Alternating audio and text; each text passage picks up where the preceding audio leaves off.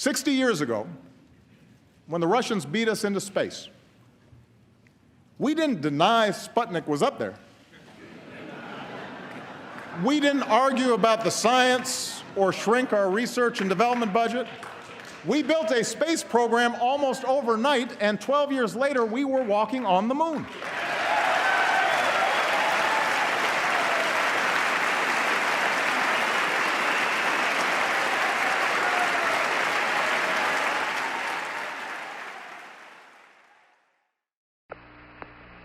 Roger, 11. We've been, I've just been vectored to another monitor, and sure enough, the browns are coming in a lot more distinctly on the IDA4 that we have up on our screen in the control center. Over.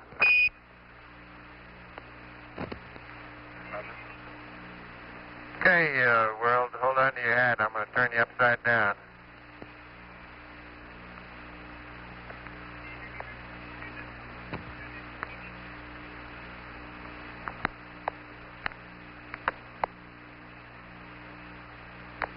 Earth, first step foot upon the moon, July 1969, AD. I guess you're about the only person around that doesn't have TV coverage of the scene. That's one small step for man, one giant leap for mankind.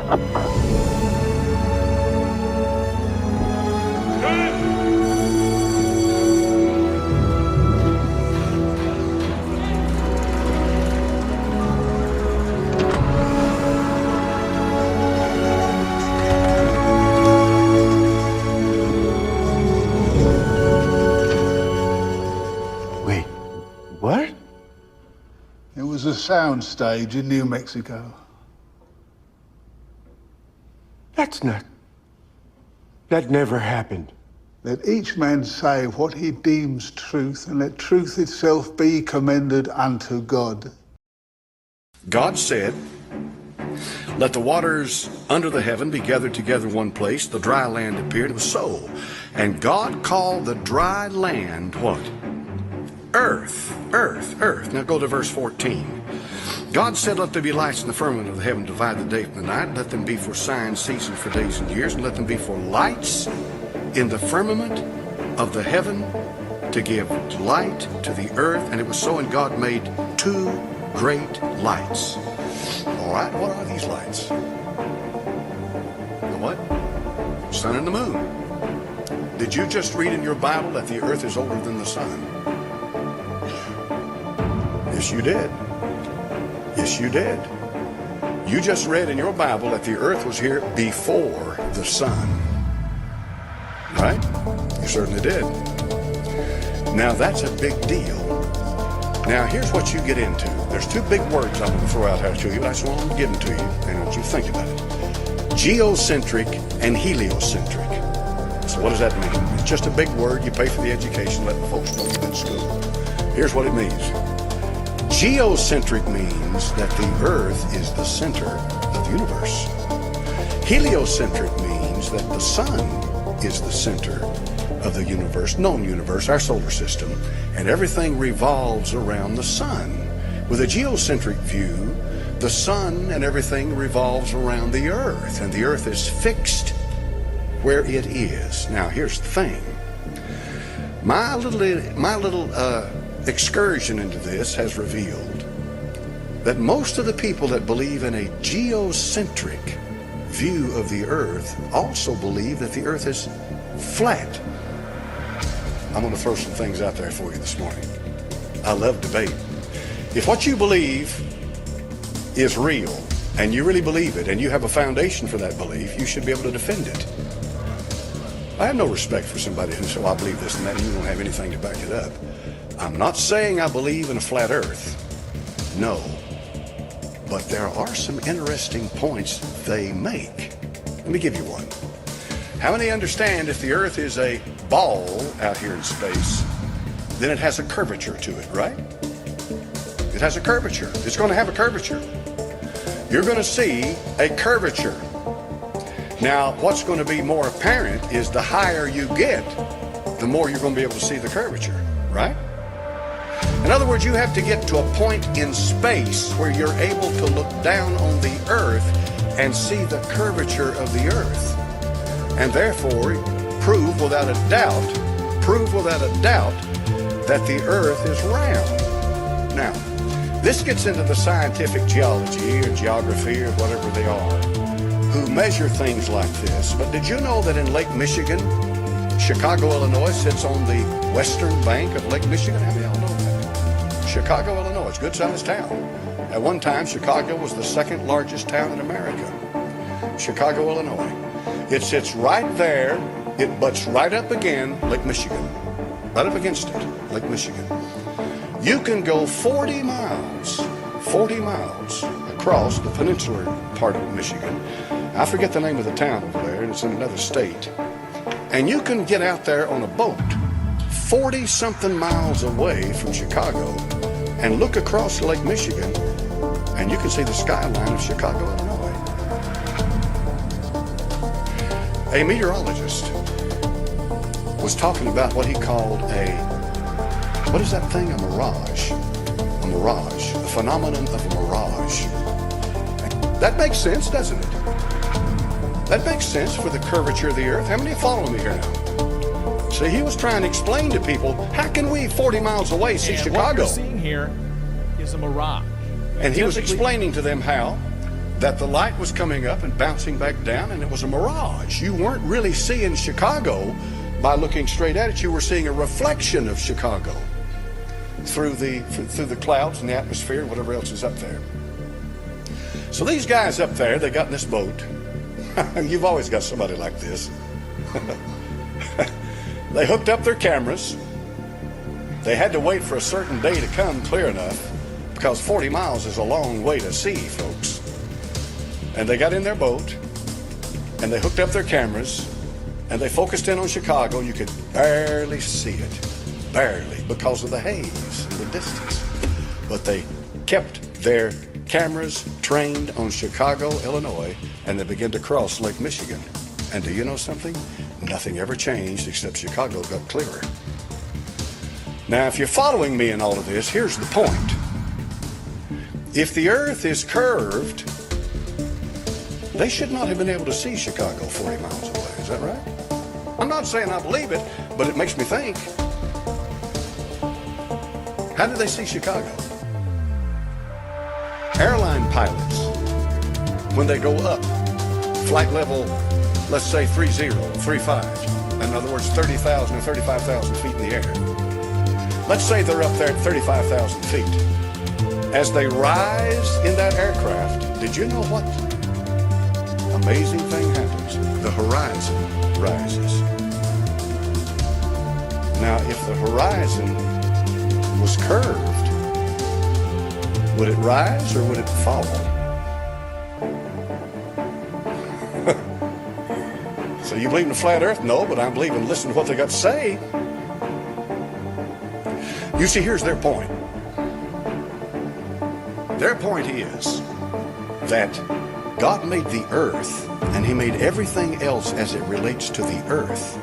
And the earth is the center of God's plan for man. And that it is here the issue of sin and salvation is settled.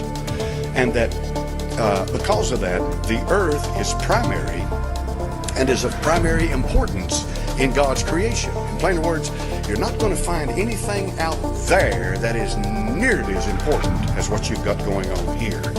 Now, as far as that's concerned, I go with them 100%. I'm going to read a little more about the flat earth. Here's why. I may never believe the earth is flat, but I may learn a lot of things from it that may help me understand my Bible in ways that I could never understand it before.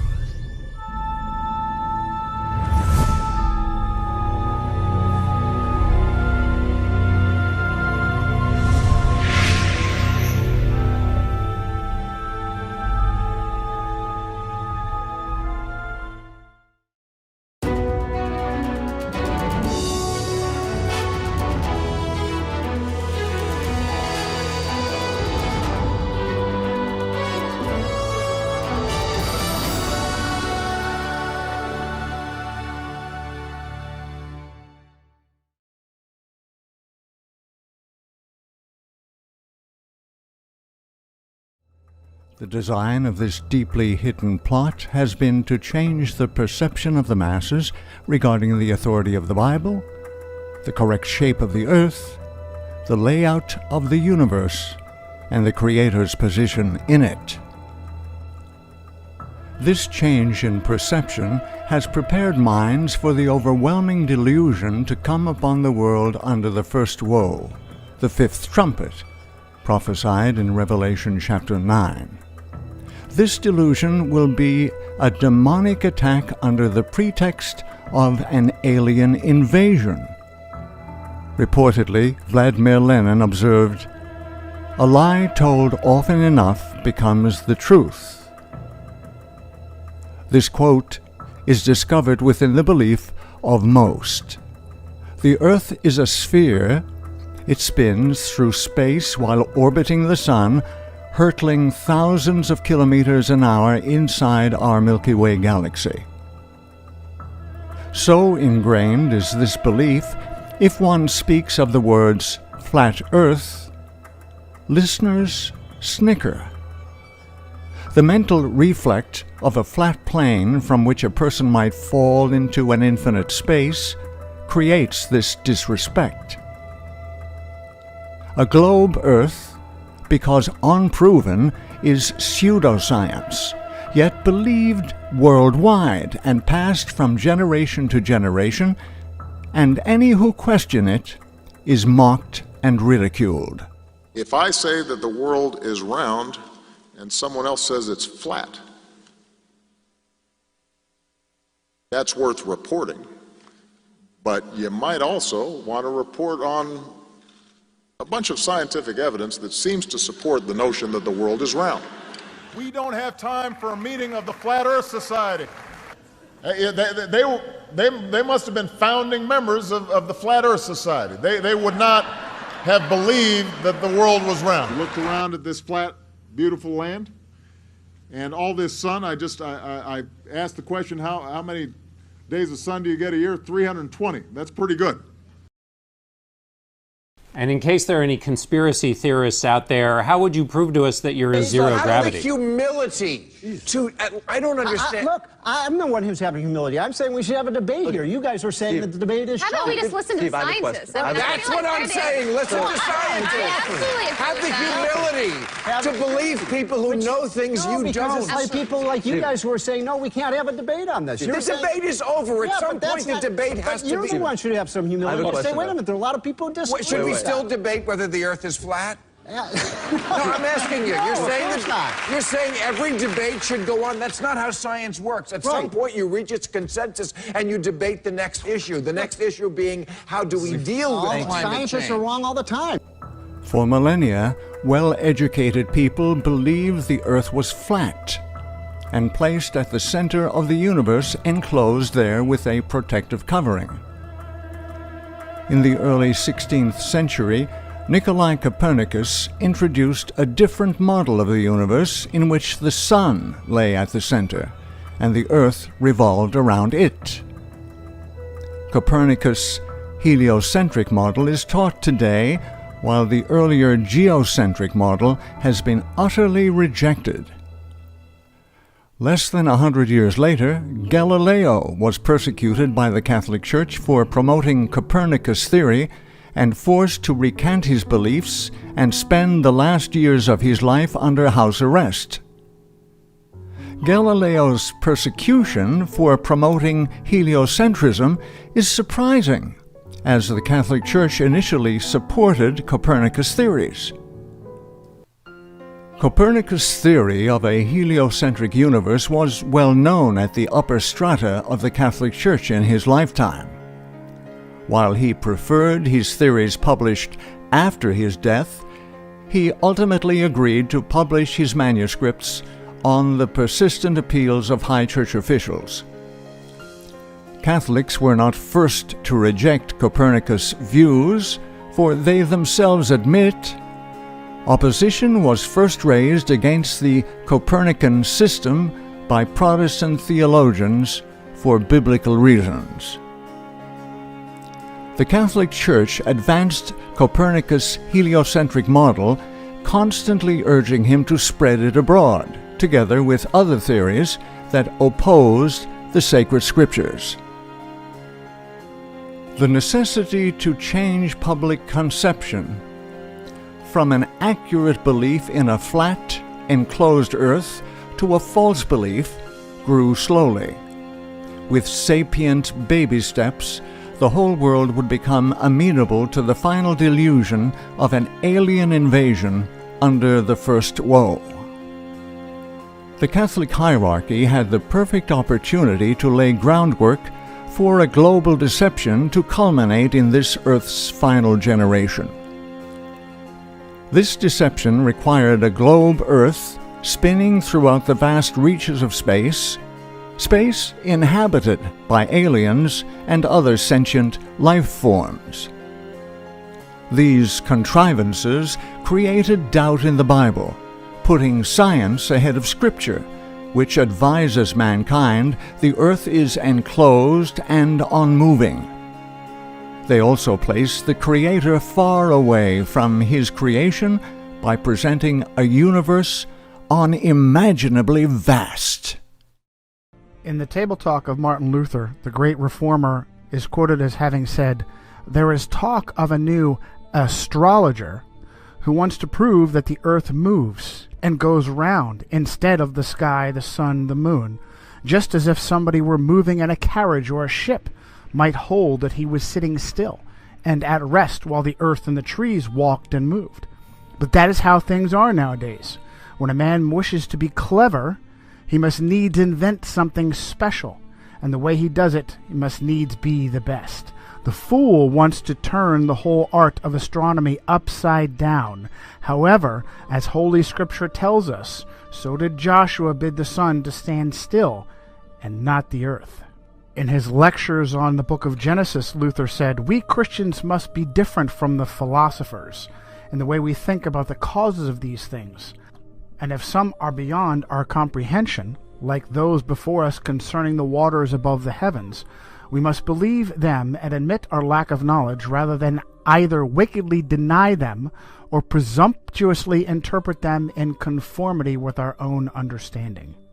The great reformer Jean Calvin, also known as John Calvin, called Copernicus a dreamer who has a spirit of bitterness and contradiction, reprove everything and prevent the order of nature.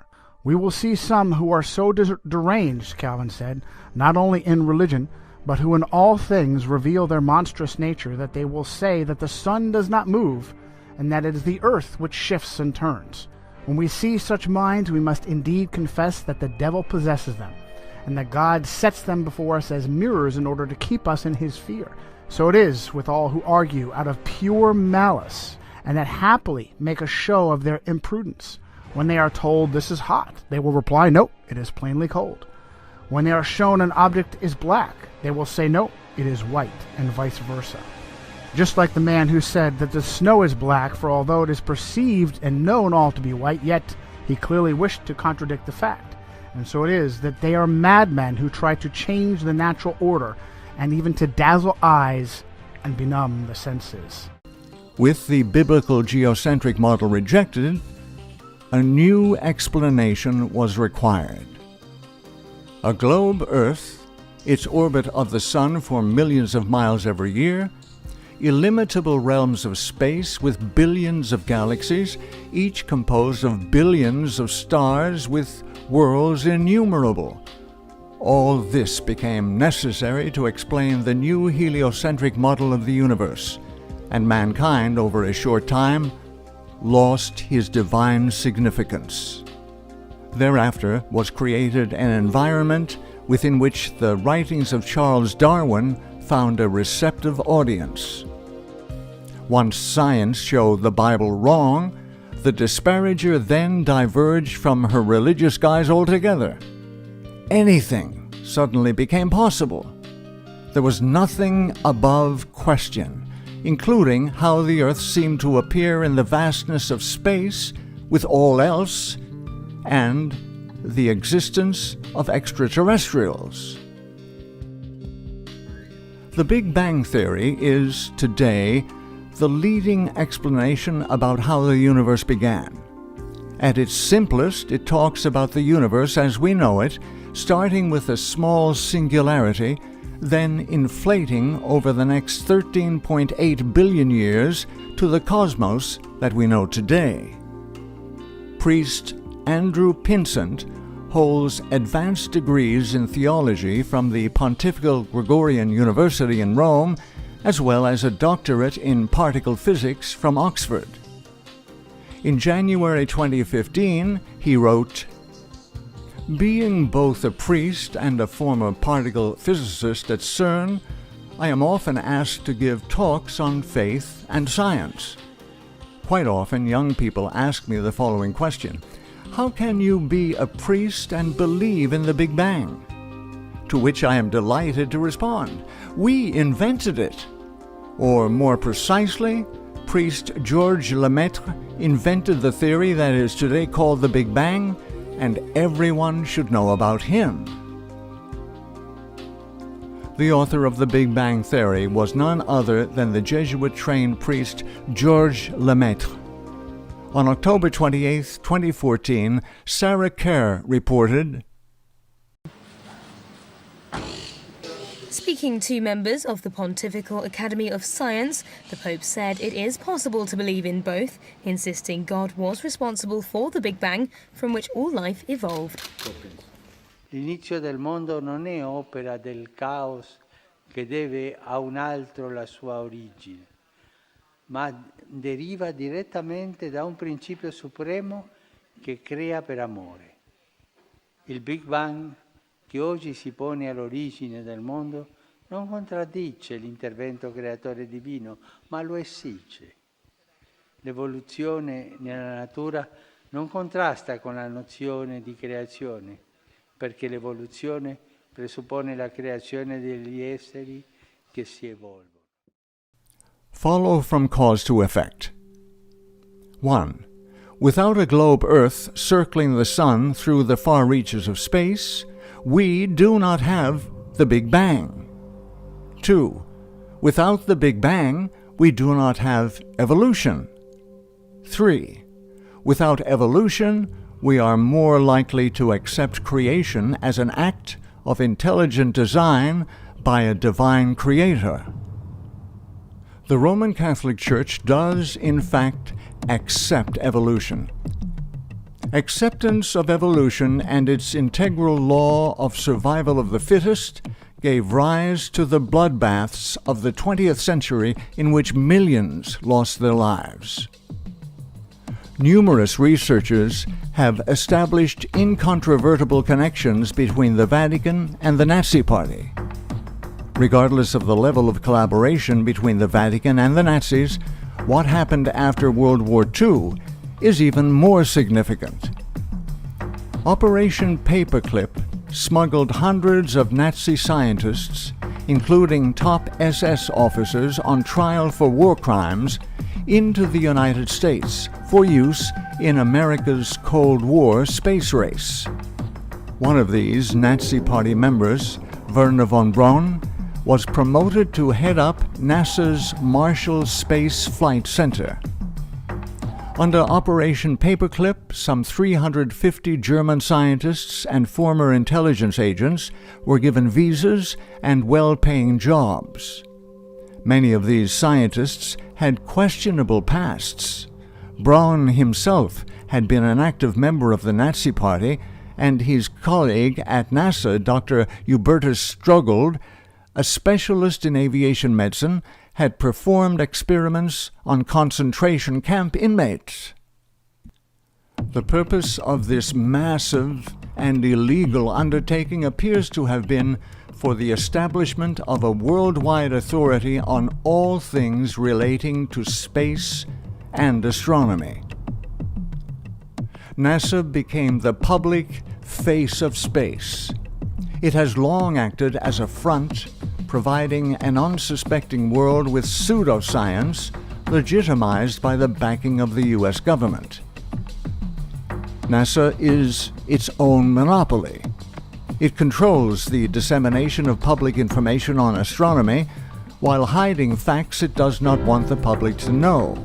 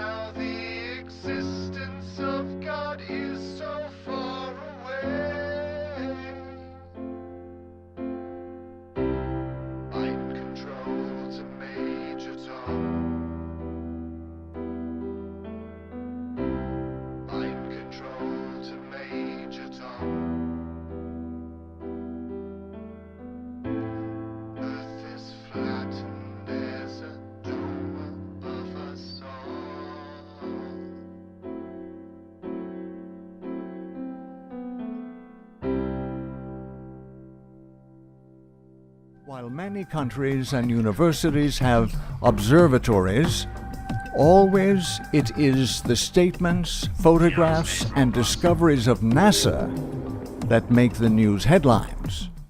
Do aliens even exist, and how would we know? Well, the Kepler satellite currently orbiting in outer space has identified about 50 planets that seem very much Earth-like. In fact, every week we discover another Jupiter-sized planet in outer space. With NASA in charge of the flow of astronomical information to the public, it appears the Vatican has remained a central player in the truly accurate astronomy not being released to the public. For hundreds of years, the Vatican has owned more telescopes and observatories than any organization, private university, or government. NASA and the Vatican jointly own Lucifer, the world's largest binocular telescope. According to the official Vatican website, the Vatican Observatory is one of the oldest astronomical institutes in the world. And yet, where are the photographs? Where are the news releases of the latest discoveries? Precisely what have the Jesuit astronomers been doing for the last 500 years? Only they know. NASA's public release of information promoting the idea of an expanding, thus ever larger universe of incomprehensible size has led to the supposition there must be alien life on other planets. After all, if the Big Bang produced life on Earth, why couldn't intelligent life have evolved elsewhere? And we've been hearing a lot lately about dozens of other habitable planets being discovered. And today, NASA is hosting a discussion panel about these habitable planets that are just a short, 10, 20 or so light years away from us. So RT correspondent Megan Lopez joined us earlier from NASA, and I first asked her if we were close to finding another life form in our solar system. They need to figure out what type of activity that is. But with the organic materials, it means that we could find a footprint of Martian life that used to exist. And if there's plant life that used to exist, it could mean that there's other life that used to exist. So scientists at NASA are very excited. They just unveiled this, and it presents a new puzzle to sort of solve for them. Right now, we only can fly in Earth orbit. That's the farthest that we can go. And this new system that we're building is going to allow us to go beyond and hopefully take humans into the solar system to explore. So the moon, Mars, asteroids, there's a lot of destinations that we could go to and we're building these building block components in order to allow us to do that eventually. I'd go to the moon in a nanosecond. The problem is we don't have the technology to do that anymore. We used to, but we destroyed that technology, and it's a painful process to build it back again. But going to Mars should be one of the next series of steps that humans do. The first step should be going back to the moon for a number of technical reasons and exploration reasons, and then after that, Mars, maybe high orbit in Venus atmosphere, maybe going to Europa. There's all kinds of targets to go to, places of interest in our solar system. The only limit to human future is in our own imaginations. Could be flat, could not be flat. There could be 12 continents. How would you know? That's a matter of how we draw it up. But I feel like with the world, with the Earth, when you stand back and you look at the horizon, you can see curvature.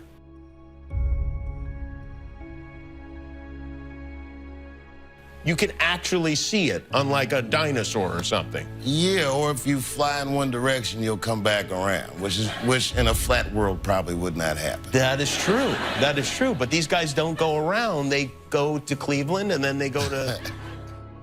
With me now, Bill Nye, CEO of the Planetary Society, and of course, the science guy. Good to have you, Bill. Good to see you, Craig. Todd Aiken says believing in evolution requires faith. Paul Brown says it's a lie from the pit of hell. It lies straight from the pit of hell. What goes through your mind when you hear things like that? Well, first of all, I, as a science educator, have failed.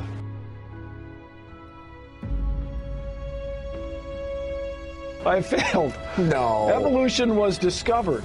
It's not something people made up. It was discovered, and the evidence for it is astonishing. It's overwhelming.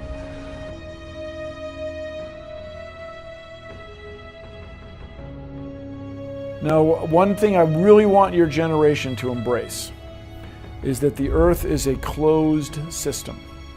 We cannot leave the Earth. There's no place to go. There's no place to throw your trash. And I wouldn't be surprised if maybe not you, but your kids develop ways to mine our landfills. We throw away so much valuable stuff right now, especially raw materials. I may be wrong, of course. Always may be wrong. So how do we know the Earth is not flat?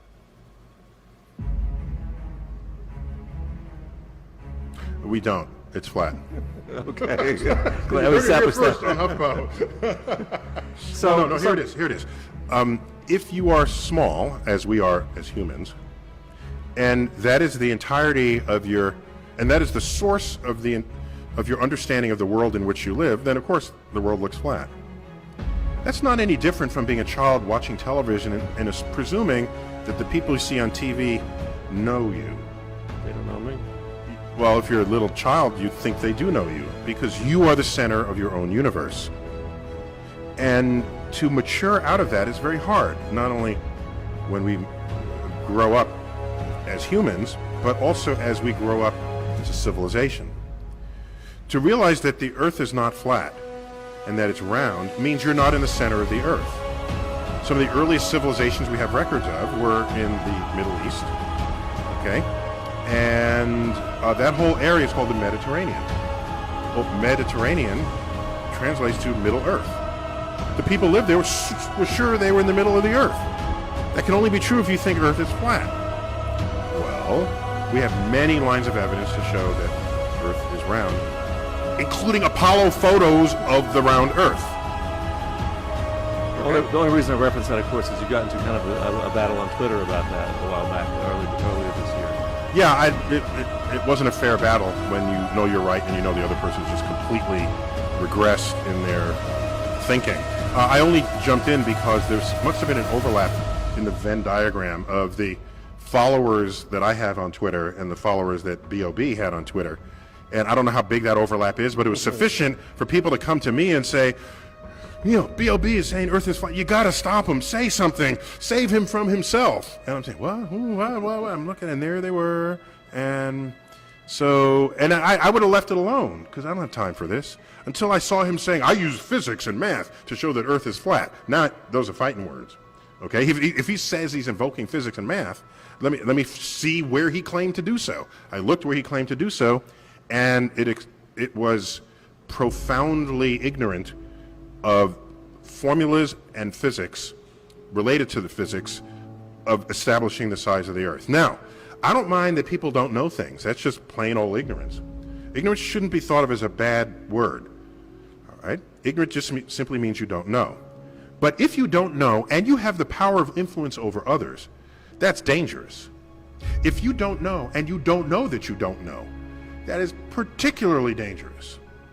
And so I don't blame BOB, and I blame the educational system that can graduate someone into adulthood who cannot tell the difference between what is and is not true about this world.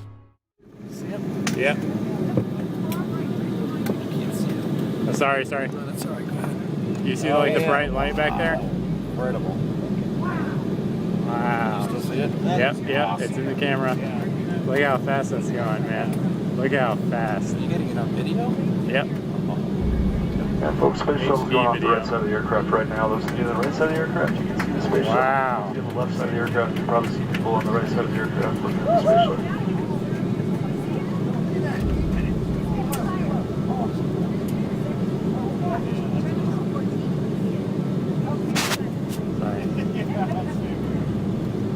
Plane's gonna tip over. Everybody's leaning on the right side. That is remarkable. I would actually sit at the VIP section and watch it launch. Yeah. But I've never seen it from the air. Yeah. That's incredible. Come on, you're right, buddy. That's great. Can you still see okay? Yep. Thank you.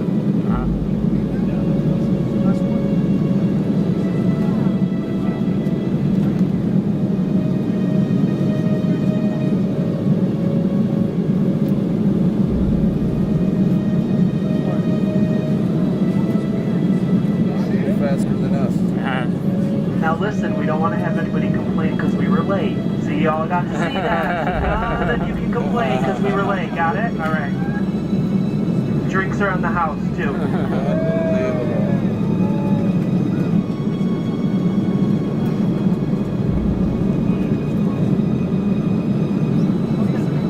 Yeah, pan over real quick so I can get a full shot of the ground.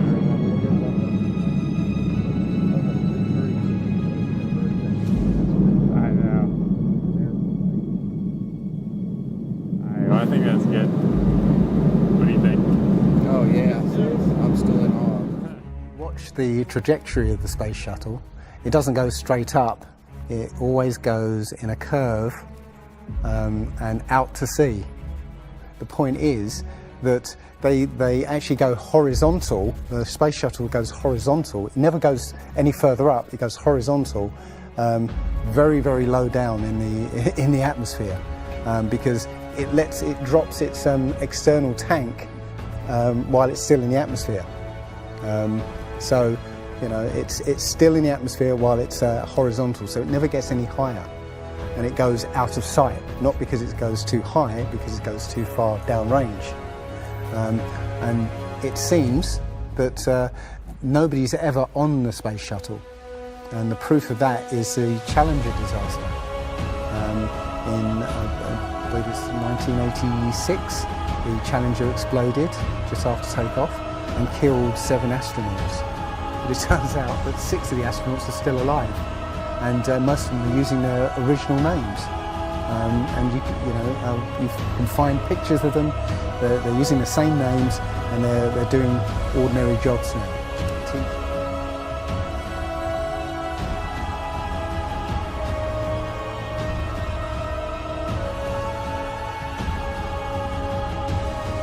Now, one thing I really want your generation to embrace is that the Earth is a closed system. We cannot leave the Earth. There's no place to go. So where's the edge?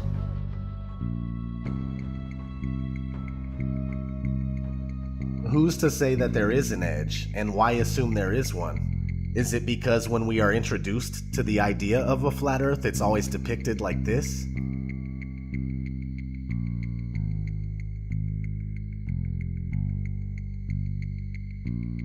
In the currently most accepted model, Antarctica is not a continent, but a 360-degree landmass made up of ice that holds the oceans within. When we look at a Gleason's map from 1892 that states at the top that it's scientifically and practically correct, as is.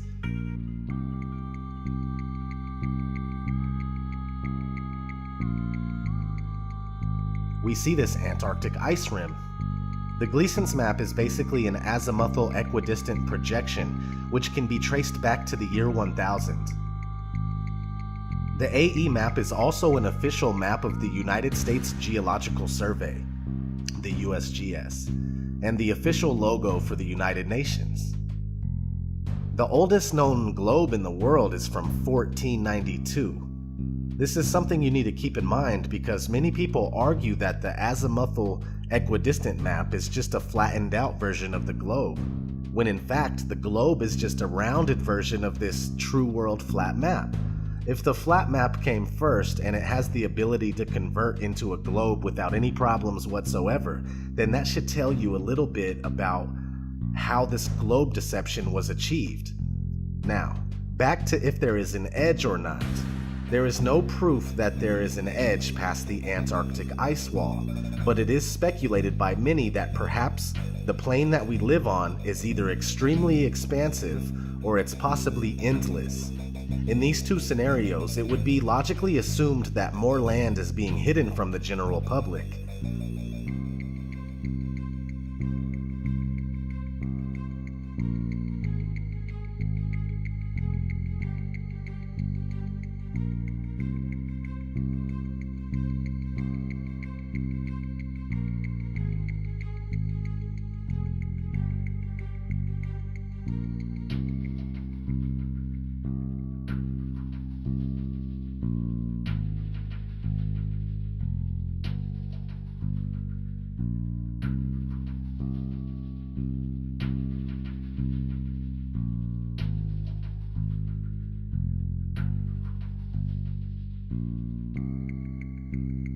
In a 1954 interview with Admiral Richard E. Byrd, an American naval officer who specialized in exploration, he had this to say.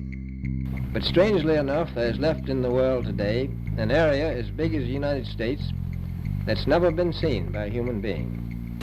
And that's beyond the pole on the other side of the South Pole from Middle America. And I think it's quite astonishing that there should be an area as big as that unexplored. Implying that there is more land past Antarctica. If that uninhabited land was on a globe, it would be in the Indian Ocean. A recent discovery of an old Buddhist map in a newspaper from 1907 seems to support the idea of a vast plain with much more land.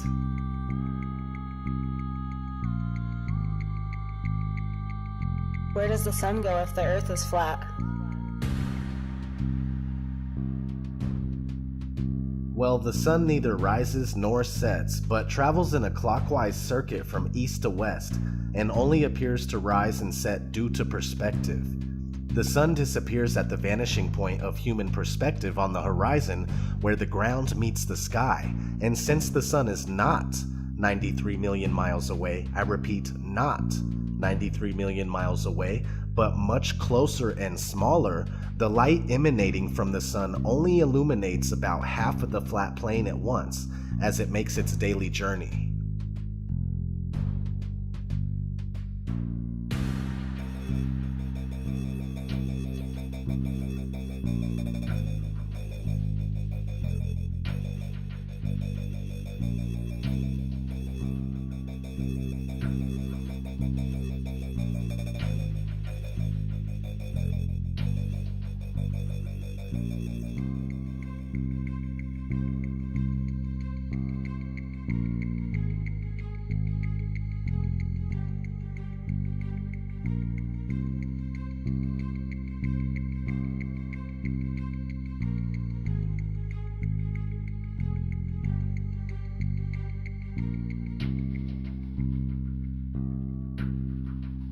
What's underneath the flat Earth?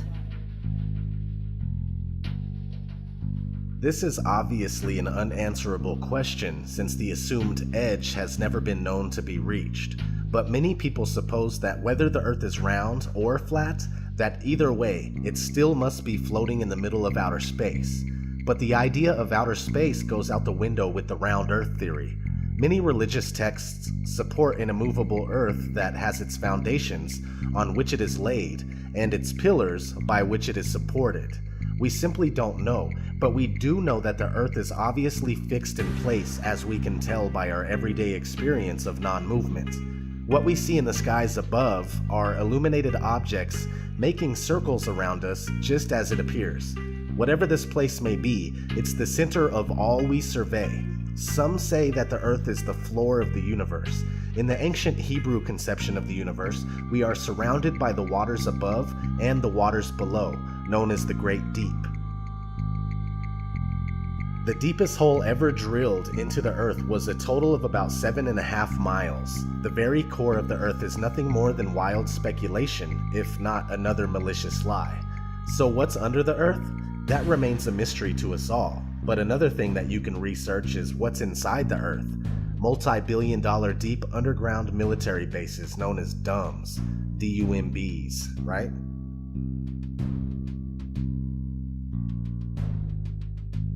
What about ships and boats disappearing over the horizon? This is also due to human perspective. They don't go over the horizon, they go into the horizon, moving beyond the limit of our vision and past the vanishing point. But the ships and boats are easily brought back into view with a pair of binoculars, a telescope, and any camera with a good zoom lens.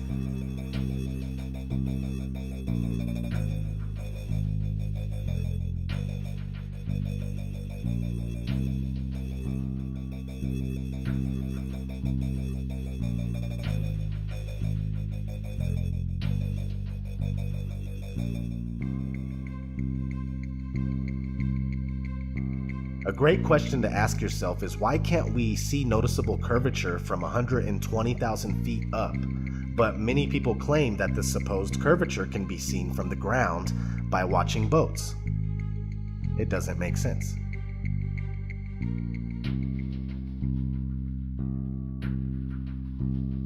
And what about all of the pictures of the Earth? They are all clearly computer-generated images. They claim this picture from Apollo 17 in 1972 is real, and they also claim that the 2015 Epic Earth picture is real. But NASA employee Robert Simon gave us a glimpse of how they do it when he shared his experience of creating the Blue Marble 2.0 in 2002. He is now called Mr. Blue Marble.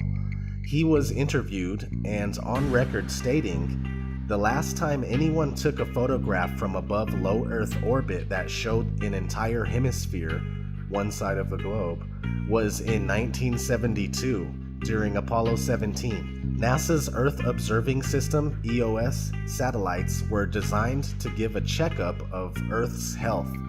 By 2002, we finally had enough data to make a snapshot of the entire Earth, so we did." In 2002, Blue Marble 2.0. NASA's Rob Simon made this. Simon's job is... It's primarily taking data and making pictures out of it. That's what this is, a composite of data sets from several different instruments translated into a picture. So we actually had to take clouds out. They stashed the clouds for later, went onto the ocean. That came from an instrument that measures phytoplankton in the sea. Where it was low, I colored it dark blue because they're low mostly in mid-oceans. And then where it's a little bit higher, it was like a little bit brighter green. Then add the clouds back in. There's a small problem with it because there's a very slight gap in between each orbit. So some of those are painted on. It is photoshopped, but it's has to be. Then there was another layer to sort of simulate the atmosphere. And then there's this little bright spot. It's called the specular highlight. So it's the reflection of sunlight off of water. Those are the pieces, but you can't just slap them all together. It just didn't look realistic. It looks kind of flat, or the clouds are sort of too see-through. So I just hit Command Z a lot. There's artistry to creating the world. what I imagine it to be. Unfortunately, I'm not an astronaut. I've never been to space, but I've looked at these images over and over again, trying to sort of get the essence of it. It is photoshopped, but it's has to be. It is photoshopped, but it's has to be. It is photoshopped, but it's has to be. It is photoshopped, but it's has to be.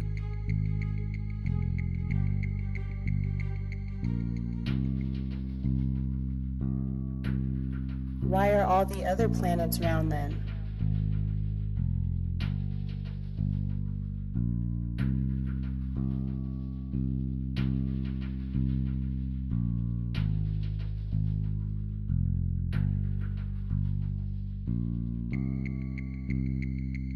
When you compare amateur footage done with professional grade cameras and compare it to NASA's official images of planets and stars, it's clear that NASA images are all computer generated, no different than the photos of Earth.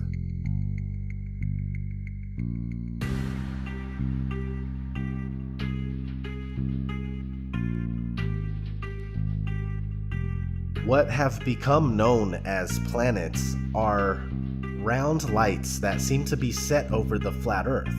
The so-called planets and stars are not what we have been told they are, and comparing luminous objects that you see in the sky to the Earth under your feet is very ineffective for actually proving the supposed rotundity of the Earth. Since there are no actual photographs of the Earth and motion has never been experienced or proven, it would seem more logical for one to assume that we are on a flat, motionless plane and everything we see in the heavens revolves around us. What about satellites and GPS? As crazy as it may sound, satellites are a hoax. Have you ever wondered why there are never any damaged or fallen satellites? And why there are no satellite malfunctions due to constant heating and cooling? It's weird they don't melt in the thermosphere that's over 2,000 degrees. I find myself looking at the moon and wondering why we never see satellites pass by the moon. Did you know there are thousands of miles of fiber optic cables under the seabed that supplies 90% of the Earth's communication, internet, phones, etc.? And GPS works off of cell phone towers. It's called triangulation. Haven't you seen those really tall towers and wondered what they are? Satellite TV is just enhanced radio using ground-based towers. It's all ground-based, just like the old TV antenna. Science fiction author Arthur C. Clarke proposed the idea of geostationary satellites in 1945 in a magazine called Wireless World. And 20 years later, in 1965, they claim to have successfully launched the first commercial geostationary communication satellite. Today, there are said to be thousands, but the odd thing is that trying to prove it only leaves you fruitless. Is outer space even real?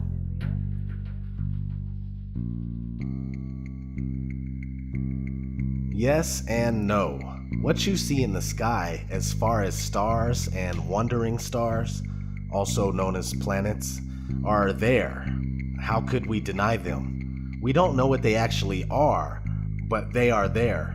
Now, what we are told about outer space and what it is not true at all. Everything we believe about so-called outer space is due mostly to Hollywood movies and other media, including children's cartoons. Of course, NASA propaganda is the biggest culprit. As we have already gone over, there are no pictures of Earth, and even images of all the other so-called planets are computer-generated. NASA has gone on record numerous times stating that humans can't get past low Earth orbit.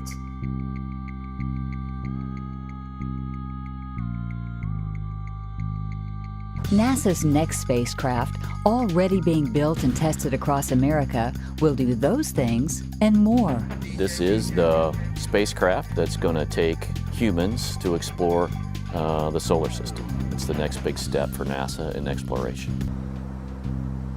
Called the Orion Multipurpose Crew Vehicle, or MPCV, this next-generation spacecraft will enable America to explore beyond low Earth orbit As we get further away from Earth, we'll pass through the Van Allen belts, an area of dangerous radiation. But Orion has protection. Shielding will be put to the test as the vehicle cuts through the waves of radiation. Sensors aboard will record radiation levels for scientists to study. We must solve these challenges before we send people through this region of space. Plan that NASA has is to build a rocket called SLS, which is a heavy lift rocket. It's something that is much bigger than what we have today, and it will be able to launch the Orion capsule with humans on board, as well as landers or other components to destinations beyond Earth orbit. Right now, we only can fly in Earth orbit. That's the farthest that we can go. And this new system that we're building is going to allow us to go beyond and hopefully take humans into the solar system to explore. So the moon, Mars, asteroids, there's a lot of destinations that we could go to, and we're building these building block components in order to allow us to do that eventually. And unlike the previous program, we are setting a course with specific and achievable milestones. Early in the next decade, a set of crewed flights will test and prove the systems required for exploration beyond low Earth orbit. Low Earth orbit is supposedly between 99 and 1,200 miles away. The funny thing is that they say the moon is over 200,000 miles away. How did we make it so far in the 1960s and 70s if we can't do it today? Also, the International Space Station, just like everything else brought to us by NASA, is a fake Freemasonic hoax, completely fabricated and done with special effects, models, pools, zero-G planes, and various other camera tricks. How is circumnavigation possible on a flat Earth? Very easily. You can travel east and west directions to ultimately end up right back where you started. The face of the Earth looks similar to that of a clock. In fact, clocks were most likely designed after the true appearance of our world. If you follow a compass east for long enough, you'll make a full circuit. Same thing if you travel west long enough. As we've already gone over, the flat Earth map that was around before globes were easily converts to a globe. So everything you believe you are doing on a globe is actually taking place on a flat Earth. How come the moon is upside down in the southern hemisphere? This is another very simple explanation. When somebody is in the northern part of the Earth, or on the northern part of the Earth, they see the moon from this angle. When somebody is on the southern part of the Earth, the moon looks like this. They're looking at it from this angle. They see it from the opposite angle, and that's all it is. Imagine you tape a picture of the moon in the center of your living room, right? Depending on where you are in the room, the moon will be seen differently. When pondering this question, keep in mind that the face of the moon never changes. On a spherical Earth, we'd expect to see other sides, but we never have.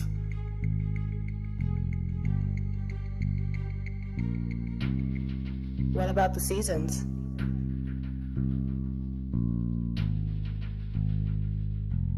The sun is close and small, and it circles around and above the flat Earth in a spiral pattern on the Tropic of Cancer in the northern summer months, and then down in the Tropic of Capricorn in the northern winter months.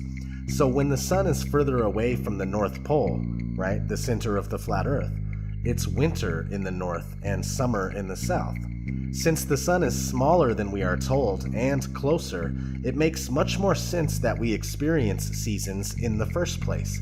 If the sun was 93 million miles away and had a radius of over 400,000 miles, we would hardly experience temperature fluctuation as we do. What about gravity?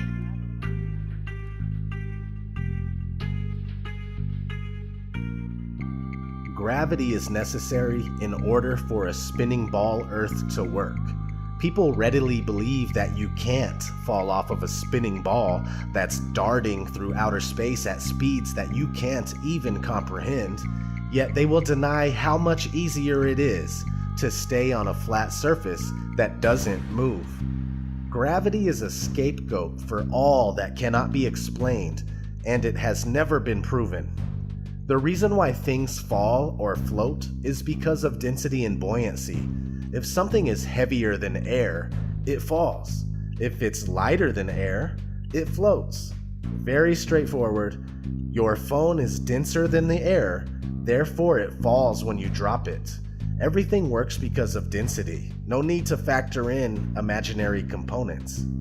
Quote, "The law of gravitation is said by the advocates of the Newtonian system of astronomy to be the greatest discovery of science and the foundation of the whole of modern astronomy. If therefore it can be shown that gravitation is a pure assumption and an imagination of the mind only, that it has no existence outside of the brains of its expounders and advocates, the whole of the hypotheses of this modern so-called science fall to the ground as flat as the surface of the ocean, and this most exact of all sciences, this wonderful feat of the intellect, becomes at once the most ridiculous superstition and the most gigantic imposture to which ignorance and credulity could ever be exposed." Thomas Winship, Zetetic Cosmogony. What about the Coriolis effect?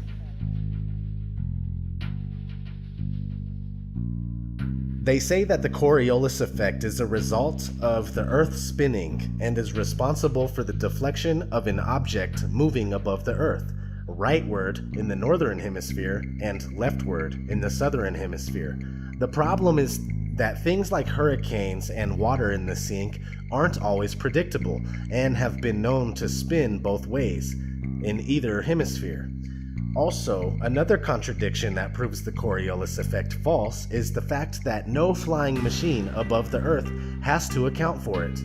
If a bullet that travels 1,700 miles per hour has to account for the effect, then an airplane traveling at 550 miles per hour would definitely have to account for the effect. When you look for the answer, you'll find that we are told that since the atmosphere moves with the spin of the Earth, planes aren't affected. So why would bullets be? Especially when they go much faster than common airplanes.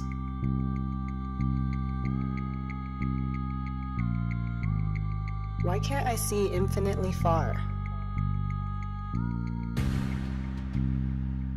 This is for the people that wonder why they can't see certain things that they believe they should be able to see if the Earth was flat. I've been asked on numerous occasions, why can't I see Mount Everest from anywhere on Earth?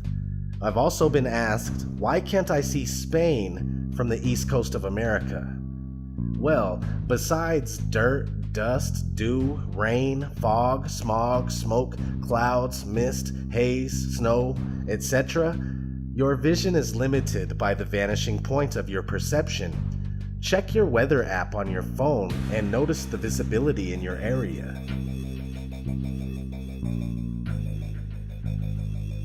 Is the flat Earth a religious thing?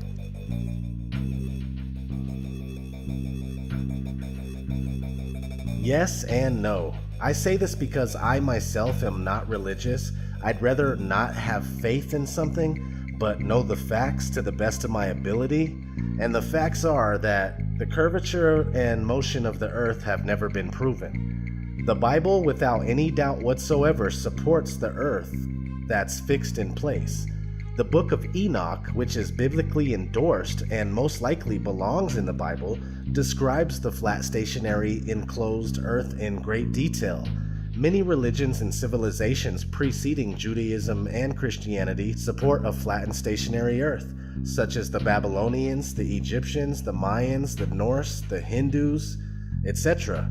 This fantastic spinning globe Earth is very new to the people of the world, yet most of us carry on as if the theory is unquestionable, and we've been conditioned to laugh when the flat Earth is brought up.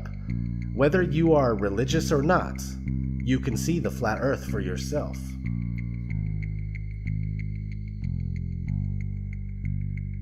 Is the Flat Earth Society behind the resurgence of the flat Earth? No, the Flat Earth Society is designed as a containment unit. Gatekeepers that tell the truth about some stuff, but then lie about other things in order to make it appear ridiculous or steer you in the wrong direction. For instance, this is what FES has to say about gravity. In the Flat Earth model, gravity, rather than being a force, is the upward acceleration of the flat Earth. The Earth always accelerates upward at 1g, which is equivalent to the gravitational acceleration in the round Earth model. Like the force of gravity, the Earth's acceleration causes several commonly observed phenomena in our daily lives. If that isn't the biggest turnoff, I don't know what is. The Flat Earth argument has never died. It only died down. Real Flat Earthers have always been among us, but it wasn't until late 2014, early 2015, when Eric Dubé started making a lot of noise about the Flat Earth conspiracy and got people like myself on board. It took me 10 months of research before finally accepting the truth about where we live. Thanks to the many great Flat Earth researchers, content creators, and activists since then, more and more people are waking up to the massive deception every day.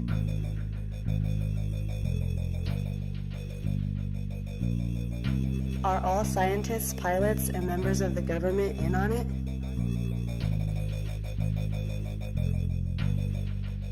No, most scientists, pilots, and members of the government have been indoctrinated just as the rest of us have. When they work at their everyday job, they go about it as if the Earth is most certainly spherical. If indeed some of these people did know the Earth is flat, they most likely wouldn't even speak out about it in fear of losing their job or ruining their reputation. The average scientist goes about everything they do with the spherical Earth already factored in. For mainstream science, questioning our current model is a huge no-no.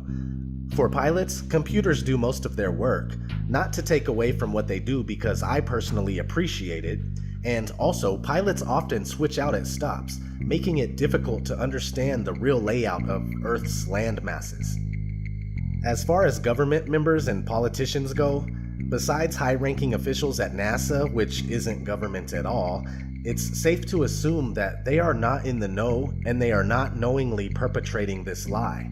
Very few people compared to the population of the world are enlightened to the flat Earth.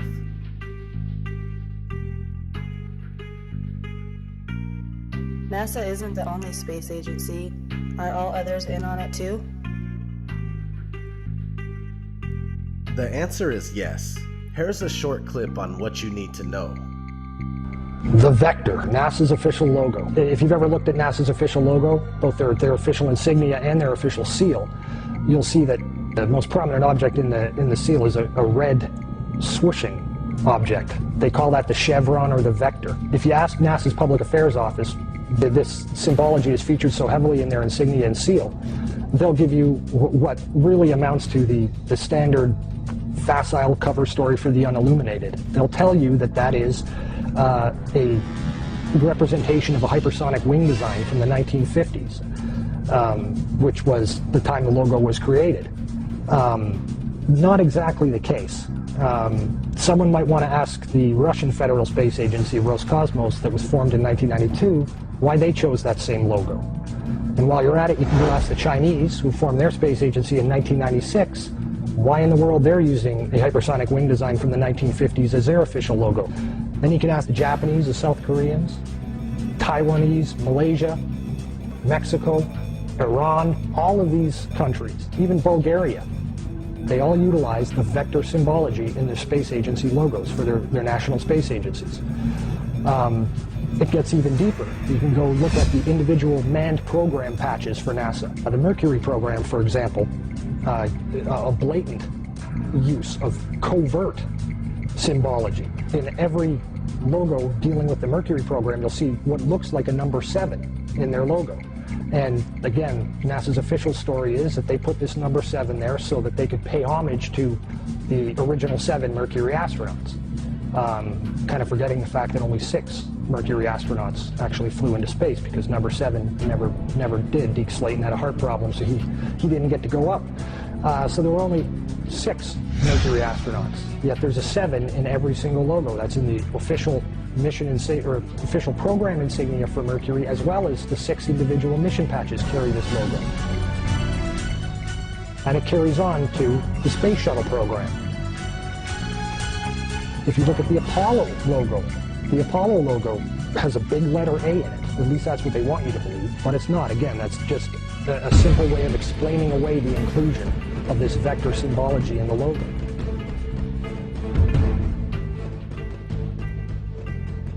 If you go to the Space Shuttle program, the original Space Shuttle STS program patch is a triangular patch that, again, hides the use of the chevronic vector symbology. And that also goes for many of the STS-specific mission patches. Every single one of the International Space Station expedition patches carry the vector symbology. The Russian Mir space station used the vector symbology. That was their official logo. You can even go deeper and look at military-industrial complex companies. Look at the logo on a company like Lockheed Martin, 2 vectors. The X Prize logo, Ames Research Labs, U.S. Space Command. When you get into the military realm, the United States Space Command, their official logo is the vector symbol. And when you look at the military's individual space-specific programs, all of them deal with vector symbology in their official insignias. And the question really becomes, who or what are these people paying homage to? Let's look at NASA's Earthrise. Now let's look at JAXA's Earthrise. Do you believe this is real?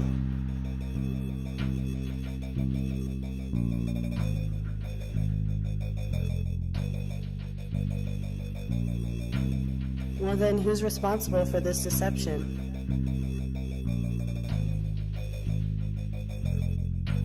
You will find that the Jesuits and the Vatican have been intimately involved in all things space, including owning the earliest telescopes and, to this day, the largest owners of observatories and telescopes in the world. The Society of Jesuits have been actively spreading the heliocentric theory for 500 years, while trying to bury thousands of years of flat Earth cosmology.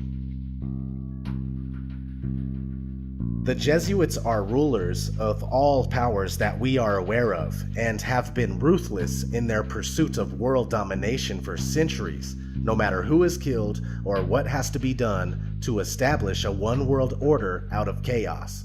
They rule over, or are deeply partnered with, people like the Rothschilds and many other international banksters, secret societies, especially the Freemasons, as well as Zionist Jews, and especially Zionist Jews in seats of power. They rule over all the alphabet agencies and government think tanks, including the NSA, CIA, FBI, Mossad, KGB, Roundtable, Committee of 300, Tavistock Institute, Lucius Trust Publishing, Bilderberg Group, and the Council of Foreign Relations, including representative government and legislation like the US Presidency, Congress, and the Supreme Court.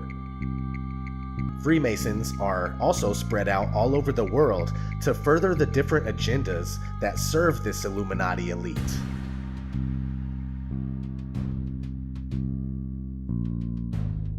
Why the lie?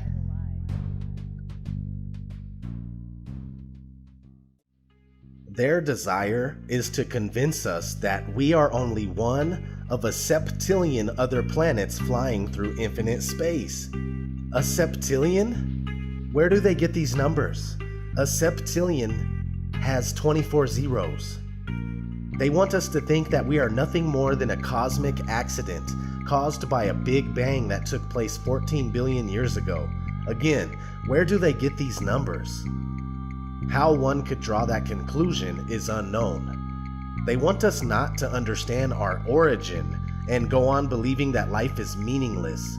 They want us to believe that alien life is real and that they created us. Look no further than Ancient Aliens for the propaganda, not to mention countless shows and movies they program us with.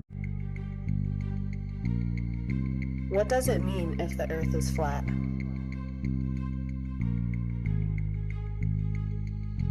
It means that the origin of man is deliberately being covered up from us. Man, woman, child, you are being deceived on a massive scale. Flat Earth, enclosed flat Earth, expansive plane flat Earth, or even infinite plane flat Earth with an infinite ceiling barrier, or possibly another plane of existence above us and below us. It means that this place was created, that you were designed, you were crafted, you are special and with purpose. A purpose being hidden from you on purpose. We are supposed to know our world and our reason for being. We've been swallowed whole by this economic fiat money system that controls absolutely everything and fuels this manufactured reality. Most of us know that we are slaves, and it's no wonder we desire to escape through movies, TV shows, and video games that happen to also further our programming and mental conditioning. We were never meant to live like this, and knowledge of our flat Earth is a step in the right direction. It's something that can't be taken from us. It's the fuel that we need to let these bastards know that we won't go down in ignorance. We will not willingly accept their one world authority that wants to rule over all mind and all matter. Embrace this flat world of ours and free your mind from the globalist mind control. It's time that we stand up for ourselves and our beautiful Earth. All I want to know is, who's coming with me?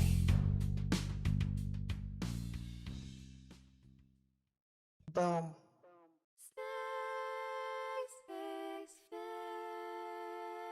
Space may be the final frontier, but it's made in a Hollywood basement. Space may be the final frontier, but it's made in a Hollywood basement. Space may be the final frontier, but it's made in a Hollywood basement. Space may be the final frontier, but it's made in a Hollywood basement. Have you ever dreamed of going up to outer space, or maybe meeting other beings from another place? Have you ever wondered what it's like on other planets? Then you watch a science show and come to believe you understand it. You feel empowered by the knowledge and you feel enlightened, listening to Bill Nye and Neil deGrasse Tyson. But then you wake up and you start to see the obvious. Life is just a lie and this whole world ain't what we thought it was. NASA's missions to the moon were never completed. They just filmed them in a room and people believe it. I used to wonder what it's like to be an astronaut. Now when I see them acting, I can't help but to laugh a lot. They give us cartoons and they claim that we live on a ball, but it's flat and it's not moving or spinning at all. Why you lying to us, man? That's something that we want to know. After that, you're gonna have to pack up all your stuff and go.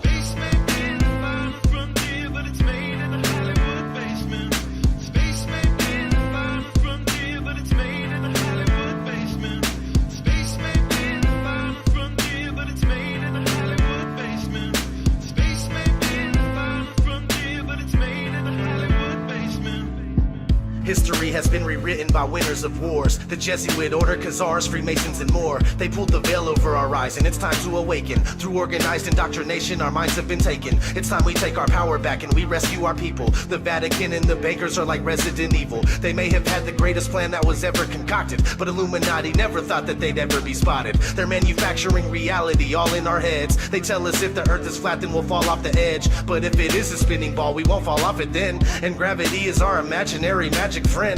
Why is water always flat when unmanipulated? Why are pictures of the earth computer generated? Why you lying to us, man? That's something that we want to know. After that, you're gonna have to pack up all your stuff and go.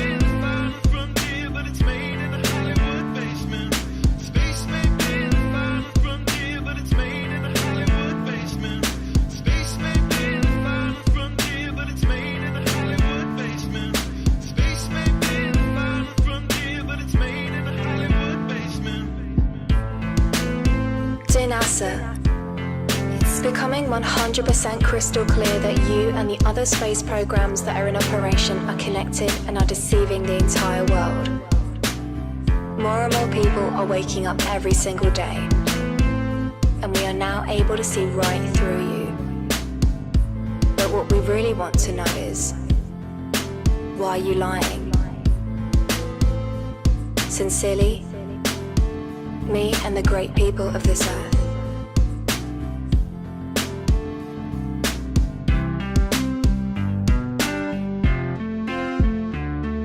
Space may be the final frontier, but it's made in a Hollywood basement. In the beginning, God created the heaven and the earth. And the earth was without form and void, and darkness was upon the face of the deep. And the Spirit of God moved upon the face of the waters. And God said, "Let there be light." And there was light. And God saw the light that it was good. And God divided the light from the darkness. And God called the light day, and the darkness he called night. And the evening and the morning were the first day. And God said, "Let there be a firmament in the midst of the waters, and let it divide the waters from the waters." And God made the firmament, and divided the waters which were under the firmament from the waters which were above the firmament. And it was so. And God called the firmament heaven. And the evening and the morning were the second day.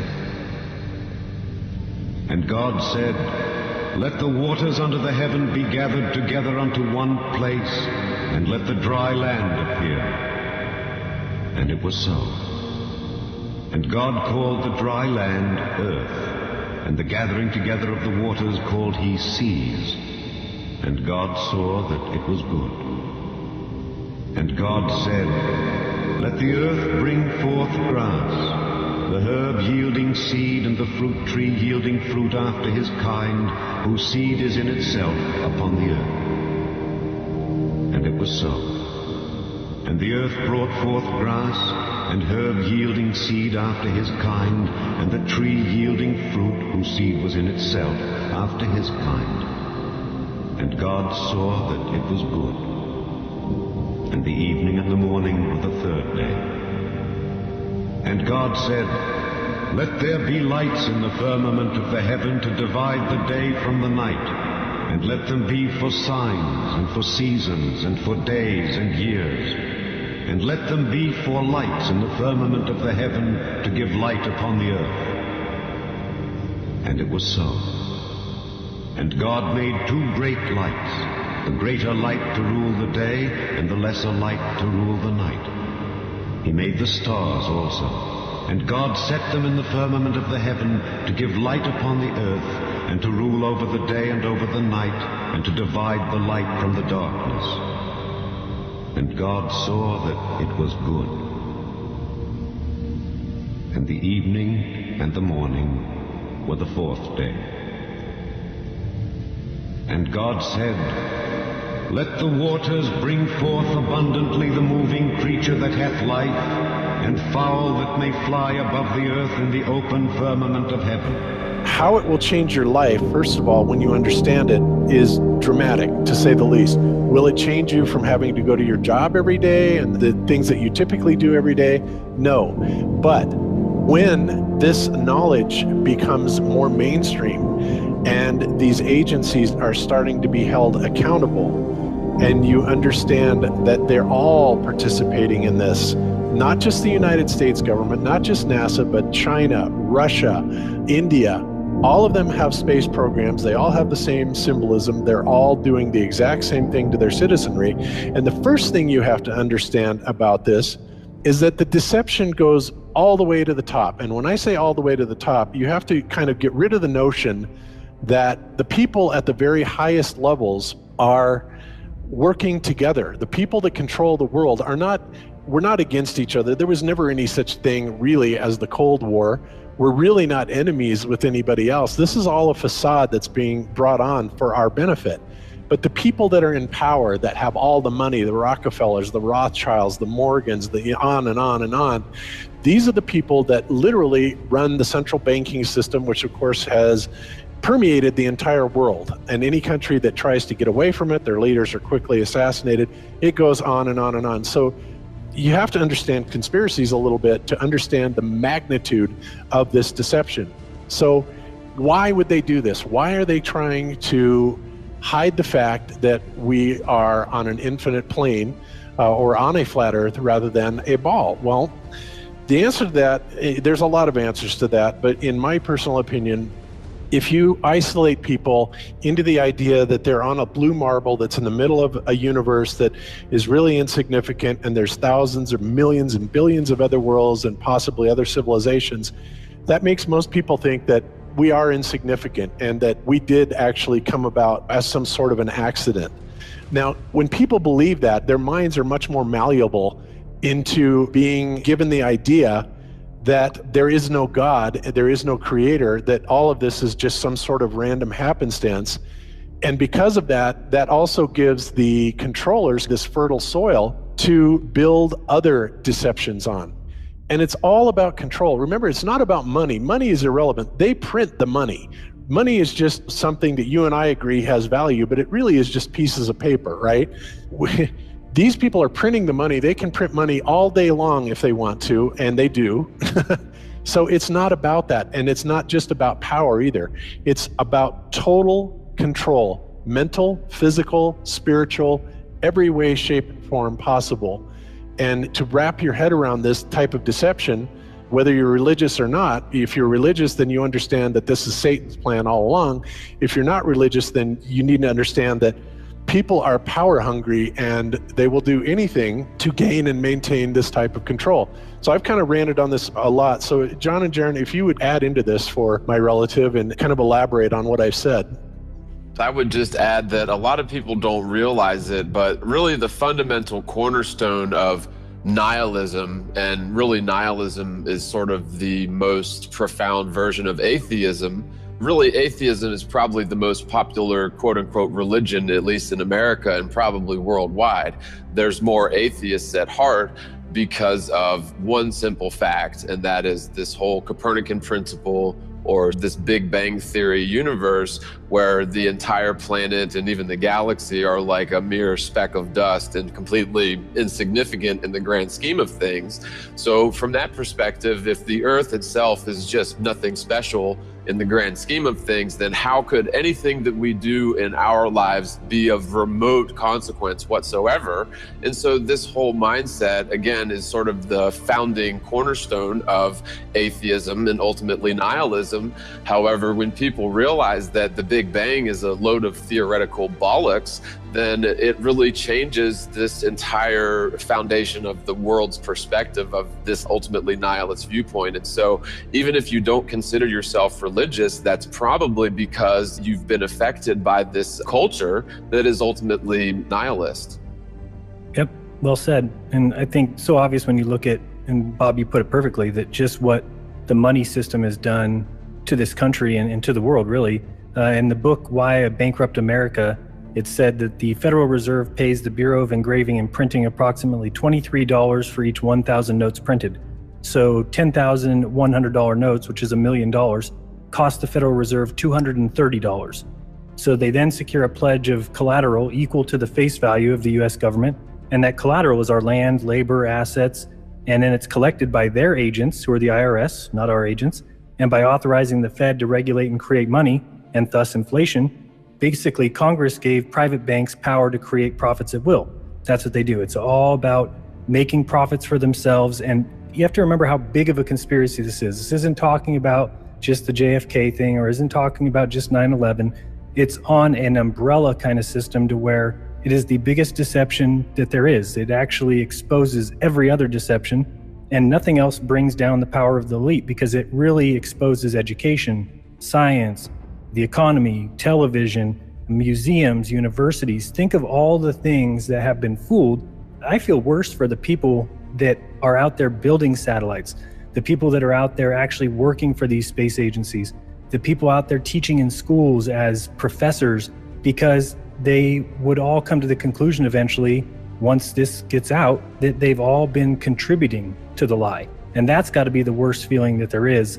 And that's why you have a hard time with a Neil deGrasse or a Bill Nye, these guys ever even considering that the earth might not be what they were taught, because they understand if it's not, then their entire lives have been about promoting the lie. They are tool pieces for the elite, for the lie system, and it really destroys everything. And I'm a perfect example, John, of what you were talking about.